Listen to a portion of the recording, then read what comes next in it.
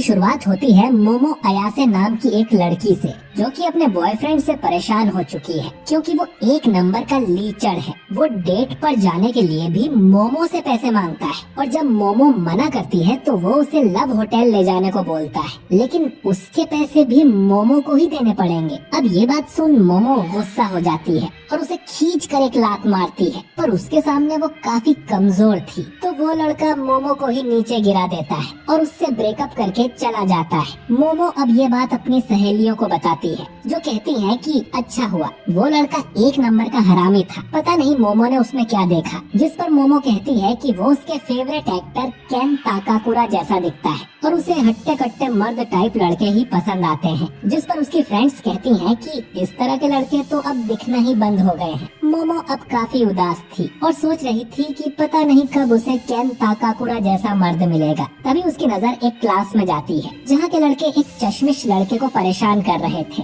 और उस पे कागज फेंक रहे थे और वो बस अपनी मैगजीन पढ़ रहा था। मोमो को ये देख अच्छा नहीं लगता। वो उस लड़के की बेंच पर जाकर बैठ जाती है और बाकी लड़कों को घूरने लगती है, जिससे वो लोग कागज फेंकना बंद कर देते हैं। मोमो अब उठकर वापस क्लास से बाहर आ जाती है और सोचती है कि वो अपना गुस्सा किस पर निकाले। तभी वो चश्मिश लड़का मोमो के पास आता है। उसे लग रहा था कि मोमो उसे लाइक करती है, इसीलिए वो उसके पास आकर बैठी थी। मोमो बोलती है कि शायद तुम्हें कोई गलत फहमी हो गई है और मोमो को उसमें जरा सा भी इंटरेस्ट नहीं है। लेकिन फिर वो लड़का मोमो को अपनी मैगजीन के बारे में बताने लगता है कि कैसे यूएफओ और एलियंस सच में होते हैं, लेकिन सरकार इस बारे में कुछ नहीं बताती। लेकिन ऐसे कई सारे सबूत हैं जिनमें यूएफओ को देखा गया है। मोमो बोलती है कि उसे नहीं लगता कि यूएफओ या एलियंस होते हैं, नहीं उसे इनके बारे में कुछ जानना है। इतना कहकर मोमो जाने लगती है, लेकिन फिर भी वो लड़का मोमो के सामने एलियंस के बारे में बड़बड़ करने लगता है। अब मोमो गुस्सा हो जाती है और कहती है कि अपनी बकवास बंद करो, शायद इसीलिए तुम्हारा कोई दोस्त नहीं है और न ही कभी होगा। ये सुन उस लड़के को बहुत बुरा लगता है और उसके हाथ से मैगजीन गिर जाती है। मोमो को तुरंत ही एहसास होता है कि शायद उसने कुछ ज्यादा ही बोल दिया। वो उसकी मैगजीन उठाते हुए उस लड़के को सॉरी बोलती है और कहती है कि उसे नहीं लगता कि एलियंस होते हैं, पर वो मानती है कि भूत सच में होते हैं। ये सुन वो लड़का हंसने लगता है कि भूत जैसी कोई चीज नहीं होती, पागल हो क्या। ये सुन मोमो उस पे बहुत भड़क जाती है। दोनों अब लड़ने लगते हैं। मोमो का कहना था कि भूत सच में होते हैं और एलियंस नहीं। वहीं उस लड़के का मानना है कि सिर्फ एलियंस ही असली होते हैं। उन्हें लड़ते हुए मोमो की फ्रेंड्स देख लेती हैं और उन्हें लगता है कि मोमो को अपना नया बॉयफ्रेंड मिल गया और उन दोनों की जोड़ी काफी अच्छी लग रही थी। मोमो अब उस लड़के को चैलेंज करती है कि वो किसी भूतिया जगह पर जाकर दिखाए और अगर उसे वहाँ भूत दिखाई देता है तो वो मोमो का नौकर बन जाएगा। जिस पर वो लड़का भी कहता है कि मोमो उसकी बताई जगह पर जाकर दिखाए और अगर उसने वहाँ एलियंस देख लिए तो मोमो को उसकी नौकर बनना होगा। दोनों को शर्त मंजूर थी। अब रात के समय मोमो नागी जनरल हॉस्पिटल पहुंच जाती है, जो कि कई सालों से बंद पड़ा था। मोमो ने उस लड़के का निकनेम ओकल्ट कुन या ओकारुन रख दिया था। ओकारुन कॉल पर मोमो को बताता है कि ये हॉस्पिटल एलियंस का अड्डा माना जाता है। अगर वो इसकी छत पर जाएगी तो एलियंस जरूर उसे किडनैप कर लेंगे और उसकी बॉडी के साथ एक्सपेरिमेंट्स करेंगे। मोमो पूछती है कि उसका आज तक किडनैप हुआ कि नहीं, जिस पर ओकारुन बोलता है कि हुआ होगा और शायद एलियंस ने उसकी मेमोरीज मिटा दी होंगी। ओकारुन की बातों से मोमो को साफ पता चल जाता है कि उसने खुद आज तक कोई एलियन या यूएफओ नहीं देखा। खैर, ओकारुन भी मोमो की बताई जगह पर पहुंच गया था, जो कि एक पुरानी टनल है। मोमो कहती है कि ये टनल बहुत ज्यादा भूतिया है, ऐसा उसने ऑनलाइन पढ़ा था। ओकारुन बोलता है कि वो इस टनल में जाकर साबित कर देगा कि भूत जैसी कोई चीज नहीं होती, लेकिन फिर भी उसे डर लग रहा था और वो गाना गाते हुए अंदर जाने लगता है। ओकारुन को भी पता चलता है कि मोमो ने खुद कभी भूत नहीं देखे। वो उस पे चिल्लाने लगता है कि जब उसने खुद कभी भूत नहीं देखा तो वो उन पे यकीन कैसे कर सकती है। जिस पर मोमो बताती है कि उसकी दादी असल में एक स्पिरिट मीडियम है, यानी कि वो आत्माओं से बात कर सकती है। मोमो को उसकी दादी ने ही पाला है क्योंकि उसके पेरेंट्स मर चुके हैं। जब मोमो छोटी थी तब अपने सर पे हाथ रखकर वो एक रिचुअल पोज बनाकर बाहर निकलती थी। उसकी दादी का कहना था कि ऐसा करने से बुरी शक्तियाँ दूर रहती हैं। वो पोज बनाकर ही स्कूल में जाती थी और लड़के उसका मजाक उड़ाया करते थे। बल्कि जिस लड़के को मोमो पसंद करती थी वो भी उसका मजाक उड़ाने लगता है,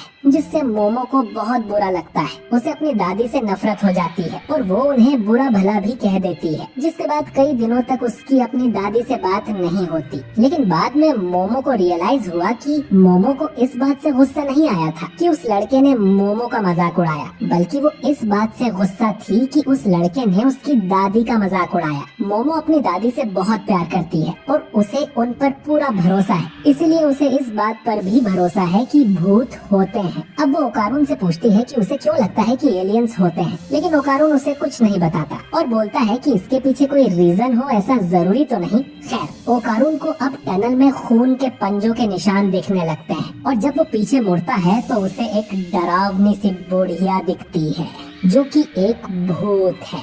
अब ओकारून तुरंत गुफा से बाहर भागने लगता है। मोमो उसकी चीखें सुन कहती है कि वो भूत जरूर टर्बो ग्रैनी होगी और ऐसा कहा जाता है कि अगर वो किसी को पकड़ ले तो वो उस पे कर्स लगा देती है। ओकारून भागने की पूरी कोशिश करता है, लेकिन टर्बो ग्रैनी उस तक पहुंच जाती है और ओकारून का कॉल कट हो जाता है। मोमो अब उसकी मदद के लिए यहाँ से निकलने लगती है, लेकिन उसे यहाँ 3 आदमी जैसे रोबोट खड़े मिलते हैं जो कि असल में एलियंस थे।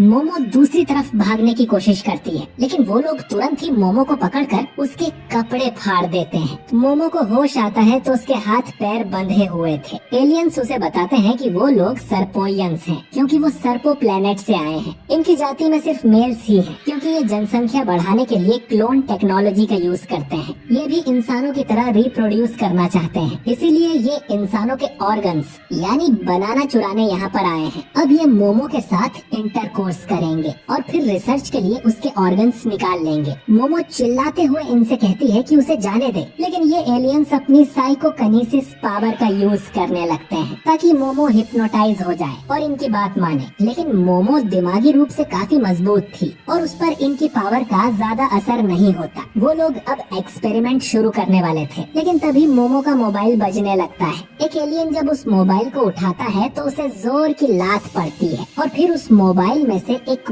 भूत निकलकर बाहर आता है। ये भूत फिर उस एलियन को काट कर दूर फेंक देता है। ये भूत और कोई नहीं बल्कि ओकारून है, जिस पर टर्बो ग्रैनी का कर्स लग चुका है। ओकारून खुद को कंट्रोल नहीं कर पा रहा था और ग्रैनी उसे पजेस कर लेती है। दूसरा एलियन बोलता है कि मोबाइल में से टेलीपोर्ट होने की टेक्नोलॉजी तो अभी हमारे पास भी नहीं है, तुम जो भी हो यहाँ से चले जाओ या तो हमें अपना बनाना दे दो। एलियंस अब अपनी पावर का यूज करने लगते हैं, लेकिन ग्रैनी इतनी तेज थी कि उस पे एलियंस की शक्ति का असर ही नहीं होता और वो दूसरे एलियन को भी काट कर उसका बनाना निकाल लेती है। अब तीसरा एलियन अपने अटैक से ग्रैनी को दूर फेंक देता है और बोलता है कि उन्होंने इंसानों पर कभी हमला नहीं किया है, तो चुपचाप हमें अपना बनाना दे दो। ओकारून बोलता है कि उन्हें जो भी चाहिए वो देने को तैयार है। वो कितने टाइम से एलियंस को देखना चाहता था, क्योंकि उसके कभी कोई दोस्त नहीं बने। उसे लगता था कि कम से कम एलियंस तो उससे जरूर दोस्ती करेंगे, इसीलिए वो बचपन से ही आसमान में घूरता रहता था और सोचता था कि कोई एलियन उसके पास आ जाए, लेकिन ऐसा कभी नहीं हुआ।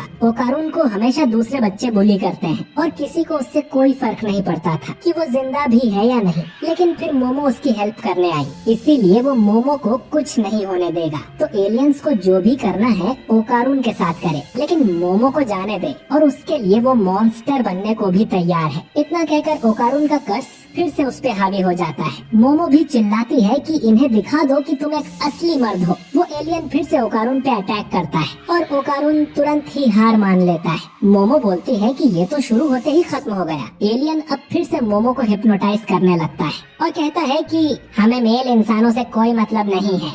मोमो को अब अपनी दादी का एक फ्लैशबैक याद आता है, जिसमें वो मोमो को उसकी शक्ति बाहर निकालना सिखा रही थी ताकि वो हमेशा बुरी चीजों से खुद को बचा सके। लेकिन मोमो ये रिचुअल करने से मना कर देती है क्योंकि बच्चे उसका मजाक उड़ाते थे। मोमो ये कहते हुए भाग जाती है कि वो अपनी दादी से नफरत करती है और वो एक नकली स्पिरिट मीडियम है। मोमो अब सोचती है कि ये सब बातें उसे अब क्यों याद आ रही है। मोमो अब ध्यान लगाकर वही करती है जो उसकी दादी ने सिखाया था और अचानक उसके अंदर साइकिक पावर्स आ जाती हैं, जिससे वो टेबल को तोड़कर आजाद हो जाती है, जो देख ओकारून भी चौंक जाता है। मोमो को खुद यकीन यकीन नहीं होता कि उसके अंदर साइकिक पावर्स थी। एलियंस की पावर भी मोमो की पावर के सामने कमजोर पड़ रही थी। मोमो अब समझ जाती है कि उसकी दादी सच में एक स्पिरिट मीडियम है। वो उन्हें थैंक यू बोलती है और उस तीसरे एलियन को एक जोरदार लात मारती है, जो कि इतनी पावरफुल थी कि वो एलियन यूएफओ को तोड़ते हुए बाहर जाके गिरता है। और ये यूएफओ बाहर से देखने पर एक मून की तरह लग रहा था, लेकिन अब ये अपने असली रूप में आ जाता है और नीचे गिरने लगता है। मोमो देखती है कि ओकारून पूरी तरह से भूत बन गया था। वो मोमो को भी काटने आता है, लेकिन मोमो अपनी पावर से टर्बो ग्रैनी को ओकारून से अलग कर देती है। लेकिन ओकारून पर कर्स अब भी लगा हुआ था। टर्बो ग्रैनी कहती है कि उसने इस लड़के की दोनों गोटियां निकाल ली हैं और जब तक उसके पास गोटियां हैं, ओकारून पर कर्स लगा रहेगा। अगर ये ओकारून को कर्स से मुक्ति दिलाना चाहते हैं तो इन्हें ग्रैनी से उसी टनल में आकर लड़ना होगा। इतना कहकर टर्बो ग्रैनी गायब हो जाती है। यूएफओ अब उस हॉस्पिटल की बिल्डिंग से टकरा के नीचे क्रैश हो जाता है, लेकिन मोमो ओकारून को लेके वहाँ से बाहर आ जाती है। दोनों अब गलत और सही साबित हो गए थे, क्योंकि एलियंस भी होते हैं और भूत भी। मोमो को एलियंस ने किडनैप किया और ओकारून को भूत ने कर्स लगा दिया। मोमो की साइकिक पावर की वजह से ओकारून अभी नॉर्मल है। अगर वो अपनी पावर हटा दे तो ओकारून वापस आउट ऑफ कंट्रोल हो जाएगा। ये सुन अब ओकारून उस टनल की तरफ जाने लगता है, क्योंकि उस ग्रैनी को हराने पर ही उसे कर्स से मुक्ति मिल पाएगी। वो अपने कपड़े उतारकर मोमो को दे देता है ताकि उन्हें पहनकर वो अपने घर चली जाए। मोमो कहती है कि वो उसके साथ चलेगी उसकी हेल्प करने के लिए, जो सुन ओकारून कहता है कि वो उसकी मदद क्यों ही करेगी, वो बस एक लूजर है। मोमो उसके कपड़े वापस कर उसके साथ चलने लगती है। ओकारून बोलता है कि फिर भी ये कपड़े तो पहन ही लो, वरना वो ठीक से फोकस नहीं कर पाएगा। ये सुन मोमो के दिल में धक धक होने लगती है, क्योंकि केन ताकाकुरा ने भी एक बार ये लाइन मारी थी। वो अब सोचती है कि उसे तो इस लड़के का नाम तक नहीं पता। वो उसका नाम पूछती है और ओकारून बताता है कि उसका नाम है केन ताकाकुरा। जो सुन मोमो के होश उड़ जाते हैं और उसके पीछे का यूएफओ ब्लास्ट हो जाता है, जहां मोमो को पता चलता है कि ओकारून का असली नाम केन ताकाकुरा है, जो कि मोमो के फेवरेट एक्टर का भी नाम है और जिसकी मोमो बहुत बड़ी दीवानी है। मोमो मना करती है कि तुम्हारा नाम केन ताकाकुरा नहीं हो सकता है, और ओकारून कहता है कि मानो या ना मानो यही मेरा नाम है। अब मोमो अपने कान बंद कर लेती है, जिससे ओकारून पर ग्रैनी का कर्स बढ़ने लगता है और ग्रैनी बनके वो मोमो से कहता है कि मुझे अपना केला खिला दो। मोमो अपनी साइकिक पावर से ओकारून को उठा के दूर फेंक देती है और उसका कर्ज भी शांत कर देती है। मोमो कहती है कि हमें कुछ रूल्स सेट करने चाहिए, तुम अपना ये नाम कभी नहीं बोलोगे। मोमो कहती है कि तुम्हें ओकल्ट पसंद है, इसीलिए वो उसे ओकारून कह के ही बुलाएगी और वो अपना असली नाम कभी मोमो के सामने नहीं बोलेगा। ओकारून के पास और कोई चॉइस नहीं थी, तो वो इसके लिए मान जाता है। मोमो उसे चिढ़ाती है कि शायद तुम्हें ये नया नाम पसंद आया, तुम्हारा चेहरा भी लाल हो रहा है, और ओकारून शर्मा के अपना मुंह फेर लेता है। ओकारून अब शर्म के मारे उसके सामने ही पाद देता है और मोमो उस पे चिल्लाने लगती है कि वो कितना गंदा है। अब ये लोग उस गुफा तक पहुँचे हैं उससे पहले ही सुबह हो जाती है, यानी कि टर्बो ग्रैनी अब बाहर नहीं आएगी, क्योंकि भूत तो रात में ही बाहर निकलते हैं। मोमो अब ओकारून को अपने घर चलने को बोलती है और इन कपड़ों में वो भूत से ज्यादा डरावना लग रहा था। दोनों अब मोमो के घर के सामने पहुँच जाते हैं। मोमो बताती है कि उसकी दादी लड़कों के मामले में बहुत स्ट्रिक्ट है, उन्होंने मोमो के एक्स बॉयफ्रेंड को लगभग मार ही दिया था। अब ओकारून जैसे ही गेट के अंदर कदम रखता है उसके शरीर में आग लग जाती है और वो जलने लगता है। ये देख मोमो अपनी पावर से ओकारून को उठाकर पास वाली नदी में फेंक देती है, जिससे वो बच जाता है। मोमो अब देखती है कि उसकी दादी ने गेट पर एक तालिस्मान लगाया हुआ था, जिससे बुरी शक्तियाँ उनके घर के अंदर नहीं आ सकती, और क्योंकि ओकारून शापित है तो उसे भी इसने रोक दिया। मोमो ओकारून को सॉरी कहती है कि उनके घर पर एक बैरियर लगा हुआ था। मोमो उस तालिस्मान को निकाल देती है और ओकारून को वापस अंदर आने को बोलती है। अगर उसमें आग लग गई तो मोमो उसे उठाकर वापस नदी में डाल देगी। ओकारून डरते हुए गेट के अंदर आता है और इस बार उसे कुछ नहीं होता, पर वो कहता है कि उसके पूरे शरीर में गुदगुदी सी हो रही है। मोमो अब उसके बालों का मजाक उड़ाने लगती है, जो कि दादी अम्मा जैसे हो गए थे। अब घर के अंदर आकर मोमो अपनी दादी को आवाज लगाती है, पर वो शायद घर पर नहीं थी। मोमो अब ओकारुन को अपने कमरे में ले जाती है और उसे गेट के बाहर ही खड़े होने को बोलती है क्योंकि उसे कपड़े बदलने थे। लेकिन जैसे ही ओकारुन गेट बंद करता है उसका कर्स हावी हो जाता है और वो दरवाजा खोल देता है, जिससे मोमो गुस्सा हो जाती है। वो उसका कर्स गायब करती है और उसे पीछे मुड़ जाने को कहती है। कपड़े चेंज करने के बाद मोमो ओकारुन के लिए भी कपड़े लाती है, जो कि वैसे तो लड़कियों के कपड़े हैं, लेकिन फिलहाल काम चल जाएगा। अब मोमो ओकारुन से पूछती है कि तुम्हारा केला गायब हो चुका है ना? टर्बो ग्रैनी ने कहा था कि उसने ओकारुन का केला चुरा लिया है, इसीलिए वो शापित है। ये सुन ओकारुन अपनी पैंट में चेक करता है और वहाँ सच में कुछ भी नहीं था। मोमो अब मजाक में कहती है कि उसे भी देखना है। ओकारुन उसे साफ मना कर देता है, जिस पर मोमो बोलती है कि जब वहाँ कुछ है ही नहीं तो दिखाने में कैसी शर्म। ओकारुन कहता है कि कुछ हो या ना हो वो नहीं दिखाएगा। ओकारुन अब मोमो पर भड़कने लगता है कि ये उसी की गलती है, उसी ने वो गुफा में जाने का चैलेंज दिया था। जिस पर मोमो कहती है कि अपनी फालतू कहानियाँ सुनाने मेरे पास तुम आए थे। वो बड़बड़ कर रहा था, इसीलिए मोमो ने उससे शर्त लगाई, जिस पर ओकारुन बोलता है कि वो हमेशा से एक दोस्त चाहता है। तो जब मोमो उसके पास से गई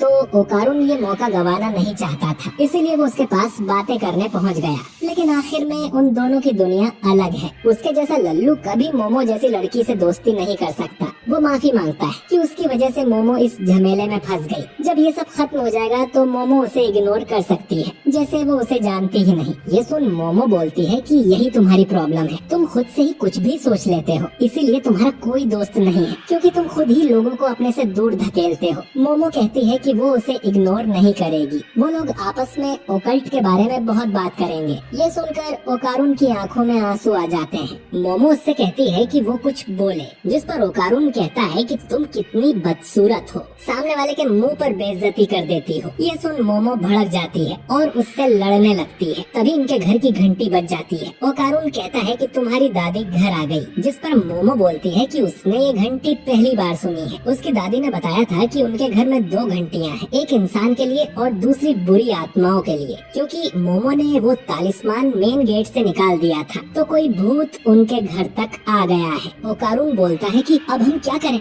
जिस पर मोमो कहती है कि वो इस तालिस्मान को वापस लगा देगी, जिससे ये भूत जल जाएगा, जैसे ओकारुन जलने लगा था। ओकारुन कहता है कि ऐसे तो मैं भी जल जाऊंगा। तो मोमो बोलती है कि तुम कुछ देर गेट के बाहर चले जाना। ये दोनों अब पीछे के रास्ते से घर से बाहर निकलते हैं और देखते हैं कि बाहर काले बादल छा गए थे, जैसे रात हो गई हो, और घर के चारों तरफ एक दीवार भी बन जाती है, यानी कि ये बाहर नहीं जा सकते। और मेन गेट भी दीवार के अंदर सील हो गया था। यहाँ काला धुआं फैल रहा था, जिससे मोमो की नाक से खून बहने लगा और ओकारुन की भी हालत खराब हो रही थी। और तभी इन दोनों को अपने ऊपर एक बड़ा सा मॉन्स्टर दिखाई देता है, जो कहता है कि तुम बुरे लोग हो, तुमने वादा तोड़ दिया।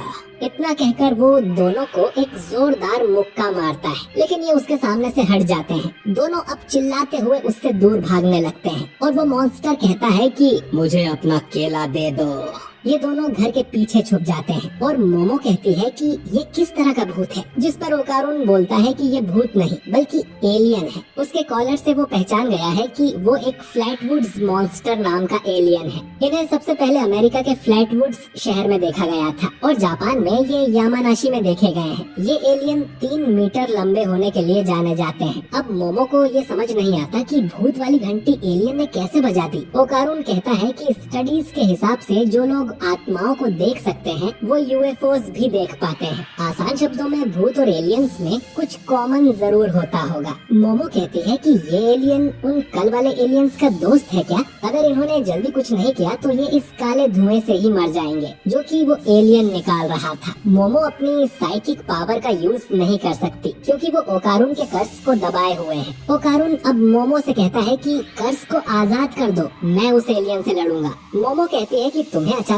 क्या हो गया, जिस पर ओकारुन बोलता है कि मुझे एलियन से डर नहीं लगता, मोमो को बस उसका फिजिकल कर्स आजाद करना है, जिससे ओकारुन का मानसिक संतुलन बना रहे। वो एलियन अब इन्हें ढूंढ लेता है और इन्हें फिर से भागना पड़ता है। मोमो कहती है कि वो अपनी पावर को अभी इतने अच्छे से कंट्रोल नहीं कर सकती। ओकारुन कहता है कि उसे ट्राई करना होगा। मोमो अब उसकी बात मान जाती है और ओकारुन ग्रैनी वाले कर्स में ट्रांसफॉर्म होने लगता है। तभी एलियन इन पर एक बड़ा सा अटैक करता है, लेकिन अब ओकारुन कर्स में ट्रांसफॉर्म हो चुका था और वो मोमो को उठाकर अटैक से दूर ले जाता है। है। अब ओकारुन बिल्कुल ही बदल जाता है और किसी एनिमे के हीरो की तरह बात करने लगता है कि ये पावर तो कमाल की है, पर मैं डिप्रेशन में हूँ, मेरा दिमाग बिल्कुल ठंडा है और सब कंट्रोल में है। मोमो को समझ नहीं आता कि इसकी बोलचाल कैसे बदल गई। ओकारुन माफी मांगता है कि सॉरी, मैं एक अजीब लड़का हूँ, जो कि केन ताकाकुरा की फेमस लाइन है। मोमो उसे गुस्से में बोलती है कि ये लाइन मारना बंद करो। वो एलियन इनके पास आकर ओकारुन को अपने हाथों से कुचलने की कोशिश करता है, लेकिन ओकारुन का शरीर अपने आप ही वहाँ से हट जाता है और अपने दांतों से उसने एलियन की उंगलियां ही काट दी थी। यही ग्रैनी की असली पावर है। ओकारुन इतना तेज हो गया था कि मोमो को दिखा भी नहीं, लेकिन फिर ओकारुन अचानक ही खून की उल्टी कर देता है। वो एलियन फिर से ओकारुन पर अटैक करता है और उसे कुचलने की कोशिश करता है, लेकिन मोमो अपनी पावर से ओकारुन को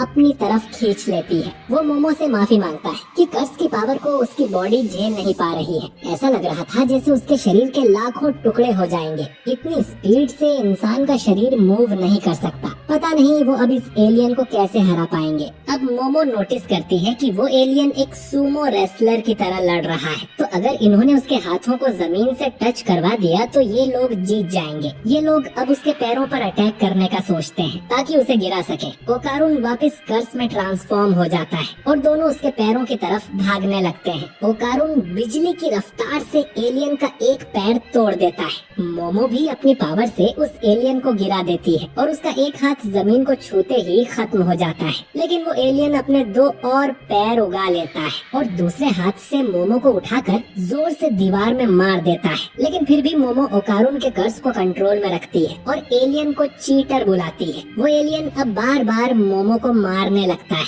जिससे ओकारुन को उसकी चिंता होने लगती है। वो मोमो से भीख मांगता है कि वो उसका कर्स आजाद कर दे, वरना वो मर जाएगी। अब तक एलियन ने दीवार में काफी गहरा छेद कर दिया था। असल में ये मोमो का प्लान था, क्योंकि टेक्निकली अब वो मेन गेट से बाहर है। मोमो अब ओकारुन को अपने पास गड्ढे में खींच लेती है और फिर उस तालिस्मान को वापस गेट पर लगा देती है, जिससे वो एलियन जलकर खत्म हो जाता है। ये दोनों अब वापस असली दुनिया में आ गए थे और सब नॉर्मल हो गया था। दोनों अब चैन की सांस लेते हैं, लेकिन ओकारुन का कर्स अब भी मोमो के बिना कंट्रोल में नहीं रहता। मोमो नोटिस करती है कि ओकारुन की हेयर स्टाइल भी थोड़ी बदल गई थी। अब काफी थकने की वजह से मोमो बेहोश हो जाती है और उसके बेहोश होते ही ओकारुन का कर्स उस पे हावी हो जाता है और वो पूरा कर्स आउट ऑफ कंट्रोल हो जाता है और वो टर्बो ग्रैनी में ट्रांसफॉर्म हो जाता है। इसके बाद हम एक टीवी प्रोग्राम को देखते हैं जिसमें सेंटा दोदोरिया नाम की साइकिक आई होती है, जो कि यहाँ पर एक सेलिब्रिटी का चेहरा देख उसकी लाइफ के बारे में बताती है। जैसे कि उसकी एज 27 साल है, उसकी एक बीवी और बच्चा है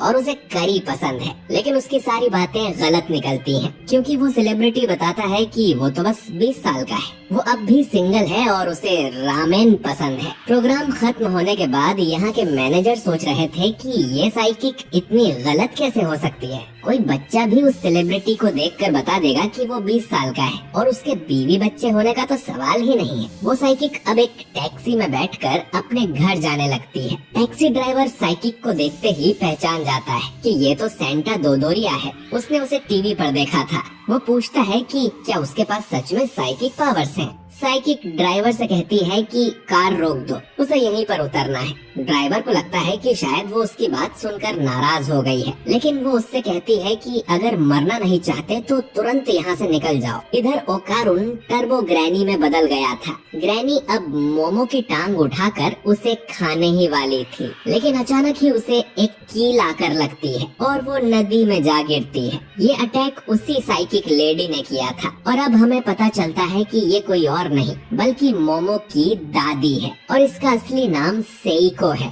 सेइको को लगा था कि उसकी पोती फिर से किसी आवारा लड़के को घर ले आई है, लेकिन ये तो एक मॉन्स्टर है। टर्बो ग्रैनी अब सेइको के सामने से गायब होकर उस पे पीछे से हमला करने की कोशिश करती है, लेकिन उसके पास आते ही वो जल जाती है। सेइको बोलती है कि तुम तो सच में काफी तेज हो, लेकिन सेइको को लगा ही था कि ग्रैनी उस पे पीछे से वार करेगी और उसने ग्रैनी के लिए एक जाल बिछाया हुआ था जिसमें वो फंस गई है। ग्रैनी अपने आसपास एक सर्कल देखती है जिससे बाहर कदम रखते ही वो जलने लगती है। सेइको बताती है कि अगर ग्रैनी ने वो लाइन क्रॉस की तो वो मर जाएगी, क्योंकि उसने सर्कल के बाहर एक बैरियर सेट कर दिया है। सेइको खुद भी एक सर्कल में खड़ी थी जिसके अंदर एक कील ठुकी हुई थी। अगर कील को सर्कल के अंदर ठोका जाए तो अंदर एक बैरियर बन जाता है, लेकिन अगर कील सर्कल के बाहर ठोकी जाए तो बाहर एक बैरियर बन जाता है। इसीलिए ग्रैनी सेइको को छू तक नहीं पाई थी क्योंकि वो अपने बैरियर की प्रोटेक्शन में खड़ी थी। ग्रैनी अब सेइको को डराने की कोशिश करती है और कहती है कि मैं तुम्हें मार के खा जाऊंगी, तुम मुझे हमेशा कैद करके नहीं रख पाओगी। जिस पर सेइको कहती है कि वो उसे कैद करके रखना भी नहीं चाहती, वो तो उसे मारना चाहती है। इसके बाद सेइको अपने बैट से ग्रैनी की धुलाई करने लगती है और पेंसिल से उसके आसपास एक और सर्कल बना देती है। अब इतने से सर्कल में ग्रैनी की स्पीड भी किसी काम की नहीं है। ग्रैनी सेइको को खूसट पागल बुढ़िया बुलाती है, जिस पर सेइको कहती है कि एक बुढ़िया दूसरी बुढ़िया को खूसट बुला रही है, इससे तो मुझे गुस्सा आ गया। ग्रैनी अब सेइको से कहती है कि अगर तुमने मुझे जला दिया तो मेरे साथ वो लड़का भी मर जाएगा।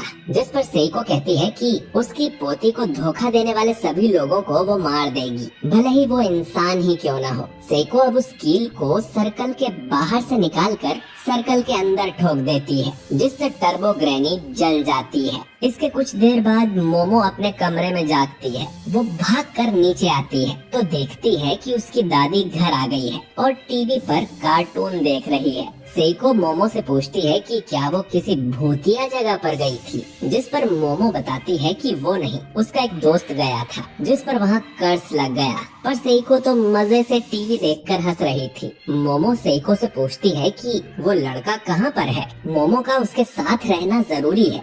सेइको बोलती है कि अगर तुम उस शैतानी आत्मा की बात कर रही हो तो उसे मैंने मार दिया।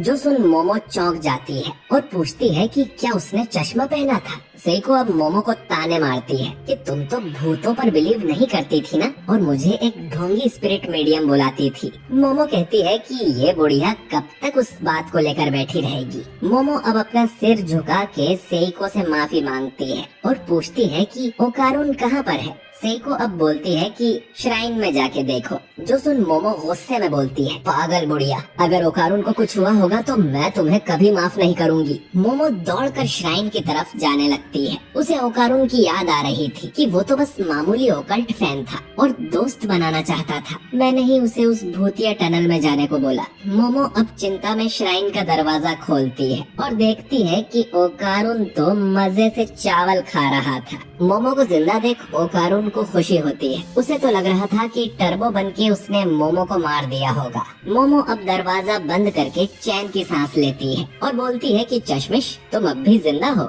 मोमो असल में ओकारुन के लिए बहुत डर गई थी। सेइको यहाँ आके बताती है कि जब तक ओकारुन श्राइन के अंदर है वो ठीक है, लेकिन जैसे ही वो बाहर निकलेगा वापस से वो मॉन्स्टर बन जाएगा। उसके मरने की खबर सुन के मोमो की हालत खराब हो गई थी। सेइको पूछती है कि क्या वो उस लड़के को पसंद करती है। मोमो कहती है कि बिल्कुल नहीं, टर्बो ग्रैनी ने इसका केला चुरा लिया है और जब तक उसके पास केला है इसका कर्ज नहीं हटेगा। इसकी जिम्मेदार मोमो है, इसीलिए वो उसकी मदद करना चाहती है। मोमो ये भी बताती है कि वो अब साइकिक पावर्स यूज कर सकती है। वो एक यूएफओ में फंस गई थी और वहाँ उसने अपनी पावर अनलॉक कर ली। ये सुन सेइको बोलती है कि यूएफओ जैसा कुछ नहीं होता। मोमो कहती है कि कल तक मैं भी यही बोला करती थी। सेइको अब बताती है कि टर्बो ग्रैनी बहुत खतरनाक है। पुराने समय में उसे 100 किलो की ग्रैनी भी कहा जाता था और उसने पूरे देश में डर फैलाया हुआ था। सेइको को जब पता चला कि ग्रैनी टनल में रहने लगी है तो वो उसे देखने गई थी, लेकिन वो टनल के करीब भी नहीं जा पाई क्योंकि उस जगह की स्पिरिचुअल पावर बहुत ज्यादा स्ट्रॉन्ग थी।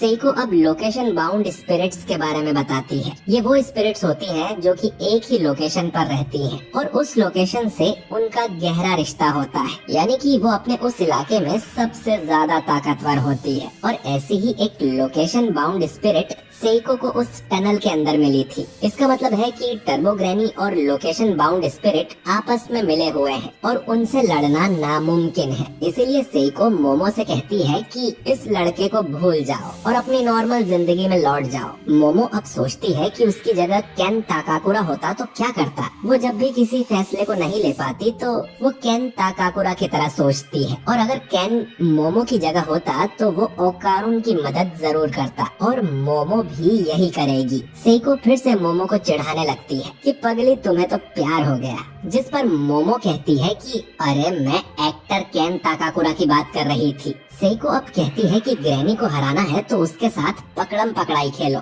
उसे अपनी स्पीड पर बहुत घमंड है। अगर तुम उसे पकड़म पकड़ाई का चैलेंज करोगी तो वो जरूर मान जाएगी। अब उस लोकेशन बेस्ड स्पिरिट का इलाका ये पूरा शहर है, तो इन्हें ग्रैनी को भगाते हुए शहर के बाहर लाना होगा, तब वो थोड़ी कमजोर हो पाएगी और फिर शायद तुम उसे हरा पाओगी। मोमो अब पूछती है कि जैसा बैरियर उन्होंने अपने घर पर लगाया हुआ है वैसा वो टनल के बाहर नहीं लगा सकते क्या? सेइको बताती है कि तालिस्मान को उनकी पावर उस जगह के देवता से मिलती है और हर जगह के देवता अलग अलग होते हैं। तो जैसे ही सेइको अपने शहर से बाहर जाएगी वो ये पावर्स यूज नहीं कर सकती, यानी कि ये शहर सेइको का इलाका है। इसीलिए ग्रैनी को हराने का एक ही रास्ता है, उसके साथ पकड़म पकड़ाई खेलना। अगर ओकारुन आज से ही ट्रेनिंग शुरू करे तो ग्रैनी जितना तेज तो भाग ही लेगा। ओकारुन बोलता है कि चलो किसी को तो याद आया कि मैं भी यही हूँ। मोमो कहती है कि ओकारुन में बिल्कुल भी स्टेमिना नहीं है और मोमो को हमेशा उसके पास रहना पड़ेगा, तभी उसका कर्स कंट्रोल में होगा। जिस पर सेइको ओकारुन से कहती है कि मोमो को अपने कंधे पर उठा लेना। ओकारुन कहता है कि कर्स मोड में भी उसकी ताकत बस डबल होती है, जिस पर सेइको बोलती है कि आज से ही जिम शुरू कर दो और हर एक्सरसाइज 100 बार करो। वहीं मोमो को भी अपनी साइकिक पावर बढ़ानी होगी। इसके अलावा सेइको उनकी और कोई हेल्प नहीं कर सकती। वो इन्हें सोने को बोलती है ताकि कल से ये ट्रेनिंग शुरू कर सके। इतना कह के वो चली जाती है। ओकारुन मोमो से कहता है कि तुम्हारी दादी तो बहुत जवान है। ओकारुन अब मोमो से माफी मांगता है कि उस एलियन की लड़ाई में वो ज्यादा कुछ नहीं कर पाया और मोमो को उसे बचाना पड़ा। अगली लड़ाई में वो जरूर मोमो को बचाएगा, जिससे वो डिसअपॉइंट नहीं होगी। तो प्लीज मेरी दोस्त बनी रहो। मोमो कहती है कि ऐसा कुछ नहीं है, तुम ज्यादा सोच रहे हो। जिस पर ओकारुन चिल्लाते हुए बोलता है कि तो फिर मेरे मुंह पर दरवाजा क्यों बंद किया था, और दोनों बहस करने लगते हैं। खैर, इसके बाद ओकारुन श्राइन में ही सो जाता है। अगली सुबह सेइको टीवी पर न्यूज देख रही थी कि उस सेलिब्रिटी की पोल खुल गई है, जिसके बारे में सेइको ने बताया था। वो सच में 27 साल का है और उसकी सच में शादी हो चुकी है, यानी कि सेइको ने उसके बारे में सब सही बताया था और सभी न्यूज चैनल पर उसकी ही खबर आ रही थी। मोमो अब ओकारुन के लिए चाय लेके जाती है, लेकिन ओकारुन को तो बहुत जोर से प्रेशर बन रहा था और उसे बाथरूम जाना था। लेकिन मोमो और ओकारुन के बीच अगर कोई दीवार या दरवाजा आता है तो उसकी पावर काम नहीं करती, यानी कि मोमो को ओकारुन को हगते हुए देखना पड़ेगा और वो दोनों ही ये नहीं चाहते। सेइको मोमो से पूछती है कि वो उसके कर्ज को कंट्रोल कैसे करती है, जिस पर मोमो बताती है कि उसे ओकारुन के आसपास एक ऑरा दिखाई देता है। जब वो उस ऑरा को अपने हाथों से दबाती है तो वो छोटा हो जाता है और इस तरह कर्ज काबू में रहता है। सभी में किसी न किसी तरह का ऑरा होता है। वो पौधों और पत्थरों में भी ऑरा देखती है और उन्हीं ऑरा को पकड़कर वो इधर उधर कर सकती है, लेकिन सिर्फ एक छोटे एरिया में। मोमो आगे कहती है कि जब ये पावर उसके अंदर जागी थी तब ये कहीं ज्यादा शक्तिशाली थी, जैसे वो जो चाहे कर सकती है, लेकिन अब ऐसा नहीं है। वो बस छोटी मोटी चीजें ही हिला सकती है। सेइको अब मोमो को अपनी आंखें बंद करने को कहती है कि उसे सिर्फ आंखों से नहीं बल्कि अपने दूसरे सेंसेस से भी ऑरा को फील करना चाहिए। मोमो ऐसा ट्राई करती है पर ओकारुन ट्रांसफॉर्म हो जाता है। ओकारुन कहता है कि अब उससे और नहीं रहा जाएगा और वो यहीं पे रायता फैला देगा। ओकारुन किसी दूसरे घर में ही घुसने लगता है तो मोमो उसे मना करती है। फिर वो भागकर मोमो के घर में घुसता है और हल्का होने लगता है और मोमो को उसे हल्का होते देखना पड़ता है, जिस पर ओकारुन को बहुत शर्म आती है। वो कहता है कि उसे जल्द ही इस कर्ज से आजाद होना है। सेइको कहती है कि जब मोमो ने पावर अनलॉक की थी वही उसकी असली शक्ति है, लेकिन वो पावर अब सील हो गई है और मोमो को ट्रेनिंग के साथ अपनी पावर बढ़ानी होगी, जिसमें बहुत टाइम लगेगा। अब अचानक ही मोमो देखती है कि बाथरूम के अंदर टर्बो ग्रैनी आ गई थी, जिसने सेइको को फ्रीज कर दिया था और उसकी नाक से खून भी निकल रहा था। ग्रैनी मोमो से कहती है कि वो ओकारुन के थ्रू उससे बात कर रही है और उसका कर्ज वायरस की तरह है जिस भी इंसान को ओकारुन ने देखा है, ग्रैनी उसे तुरंत ही मार सकती है, जैसे कि मोमो की दादी को। आज रात मोमो को ग्रैनी से मिलने उस टनल में आना होगा, नहीं तो वो ओकारुन के आसपास के सभी लोगों को मारना शुरू कर देगी। इसके बाद ग्रैनी चली जाती है और सब नॉर्मल हो जाता है। सेइको होश में आकर देखती है कि उनके घर का तालिस्मान भी जल गया था। मोमो उसे सब कुछ बताती है। अब रात को जाने से पहले सेइको इन दोनों को खास कपड़े पहनाती है, जो कि बुरी आत्माओं से इनकी रक्षा करेंगे। लेकिन ये कपड़े थोड़े ओल्ड फैशन हैं।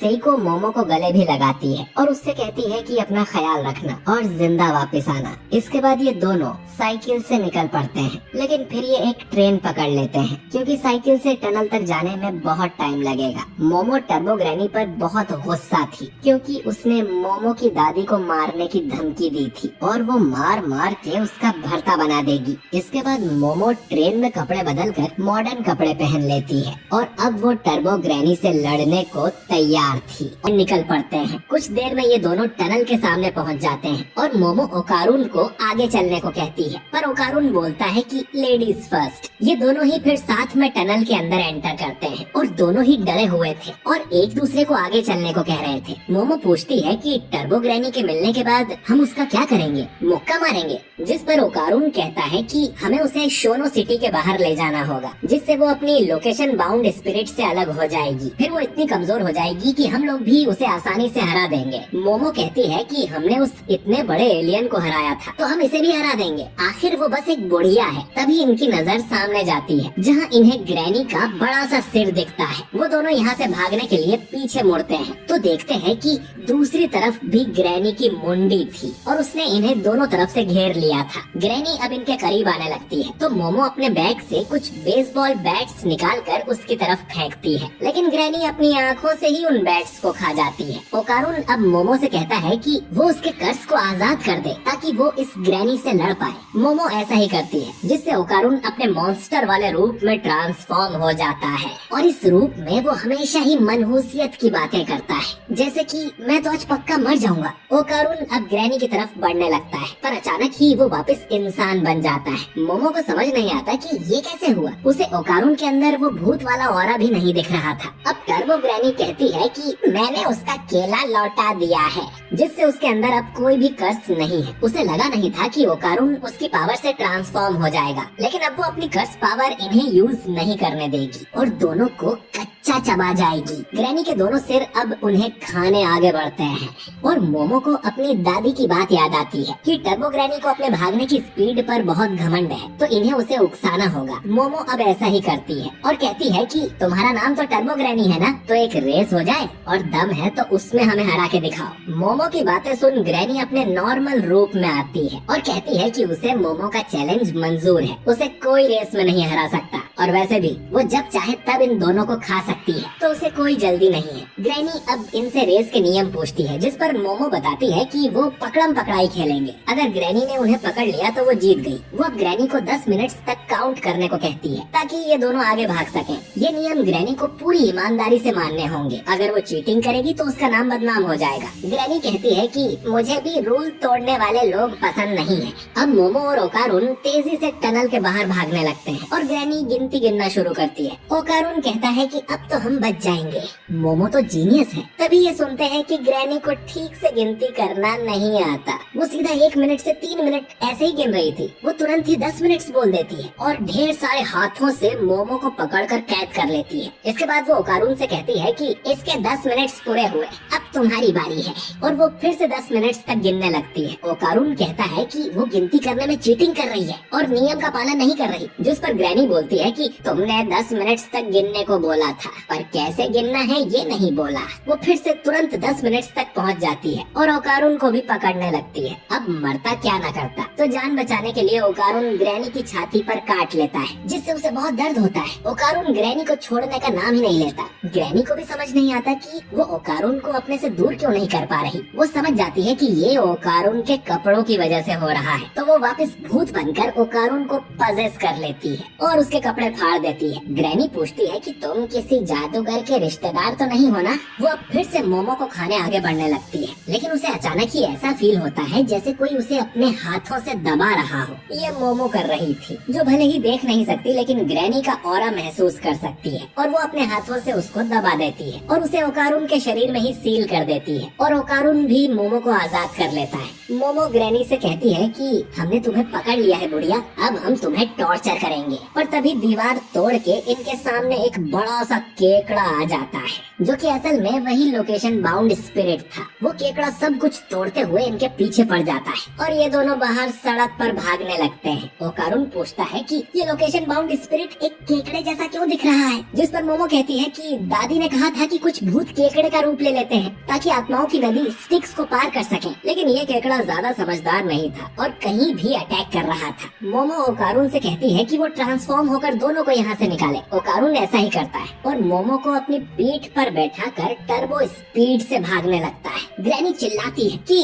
मेरी परमिशन के बिना मेरी पावर यूज मत करो। ओकारुन अब भागते हुए पहाड़ी से ही कूद जाता है और पैरों को हेलीकॉप्टर की तरह घुमाकर आराम से लैंडिंग करने लगता है, पर तुरंत ही थक जाता है और दोनों शहर में जा गिरते हैं। वो केकड़ा भी इनके पीछे यहाँ आ जाता है और मोमो नोटिस करती है कि उस केकड़े पर ढेर सारे इंसानी चेहरे बने हुए थे। ओकारुन फिर से मोमो को उठाकर भागने लगता है और आम जनता उन्हें देखकर हंस रही थी, क्योंकि वो लोग केकड़े को नहीं देख पा रहे थे, जिससे मोमो को काफी शर्म आती है। और ये सीन मांगा में बेटर था। खैर, ओकारुन थक गया था और वो फिर से टर्बो मोड में जाए तो भी ये लोग शहर से बाहर नहीं निकल पाएंगे और वो केकड़ा जरूर इन्हें खा लेगा। मोमो अब ओकारुन को एक बिल्डिंग में जाने को बोलती है कि शायद इतनी छोटी जगह में वो केकड़ा नहीं आ पाएगा, लेकिन वो फिर भी सब तोड़ते हुए अंदर आ जाता है और आम लोगों को लगता है कि बिल्डिंग में धमाका हो गया है। केकड़ा अब एक पूल वाली जगह में आकर रुक जाता है। मोमो कहती है कि ये एक हॉट स्प्रिंग वाली जगह है और वो अपनी पावर से गर्म पानी के पाइप को तोड़कर केकड़े को नहला देती है। गर्म पानी से केकड़े का पूरा शरीर सुन्न पड़ जाता है और वो लाल होकर रुक जाता है, जैसे उसे गर्म पानी में उबाल दिया गया हो। ये दोनों अब शहर से बाहर निकलने लगते हैं, लेकिन रास्ते में इन्हें ढेर सारे ज़ॉम्बीज़ जैसे लोग दिखते हैं जो कि इनके पीछे लग जाते हैं। टर्बो ग्रैनी कहती है कि शहर के आखिर में एक बड़ा सा कब्रिस्तान है और उसने वहाँ आराम कर रहे भूतों से थोड़ी मदद मांगी है, जो कि इंसानों के शरीर में घुसकर इनका पीछा कर रहे हैं। शोनो सिटी ग्रैनी का इलाका है और उन भूतों को उसकी बात सुननी पड़ती है। फिर इनके सामने केकड़ा भी आ जाता है और अब इनका बाहर निकलना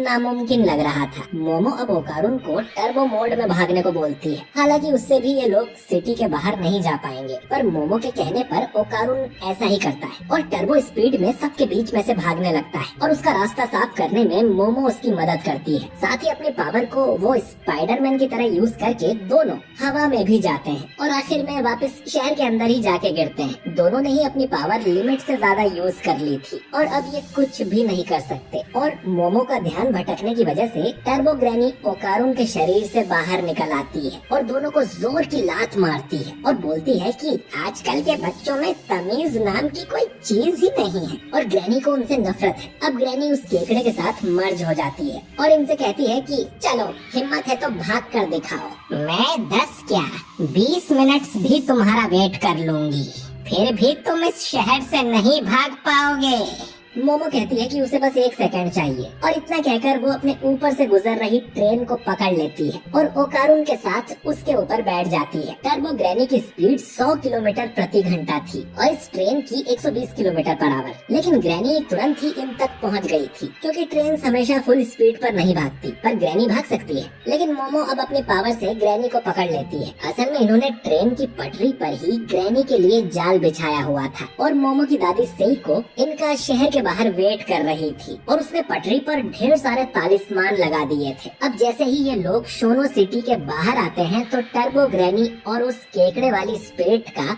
एग्जॉर्सिज्म होने लगता है। मोमो देखती है कि उस स्पिरिट में से ढेर सारी लड़कियों की आत्माएं निकलती हैं, जो अब तक उस लोकेशन बाउंड स्पिरिट में कैद थी। स्टेशन आते ही मोमो ओकारुन के साथ ट्रेन से उतर जाती है और उन्होंने टर्बो ग्रैनी और उस केकड़े वाली स्पिरिट दोनों का खात्मा कर दिया था। इसके बाद ये लोग उसी टनल पर फूल चढ़ाने बनाने जाते हैं। सेइको बताती है कि ये टनल एक क्राइम करने की जगह हुआ करती थी, जहाँ छोटी लड़कियों को लाकर उन्हें टॉर्चर किया जाता था और मारकर यहीं फेंक दिया जाता था। उन सब की आत्माओं से ही लोकेशन बाउंड स्पिरिट बना था और आज उन्हीं लड़कियों की आत्माओं को शांति मिल गई है। टर्बो ग्रैनी ऐसी जगहों पर जाती है जहाँ लड़कियों की आत्माएं भटक रही हो और वो उन्हें दिलासा देती है ताकि उनकी आत्मा को शांति मिल जाए। मगर आत्माओं को जिंदा लोगों से छेड़खानी नहीं करनी चाहिए, ठीक जैसा जिंदा लोगों को आत्माओं का मजाक नहीं उड़ाना चाहिए। उनके इलाके में घुसना बदसलूकी होती है। आत्माओं और जिंदा लोगों को इस नियम का पालन करना चाहिए कि दोनों एक दूसरे के इलाके में दखल ना दें। खैर, टर्बो ग्रैनी को मारने की खुशी में शाम को ये लोग पार्टी करते हैं, जिसमें मोमो और उसकी दादी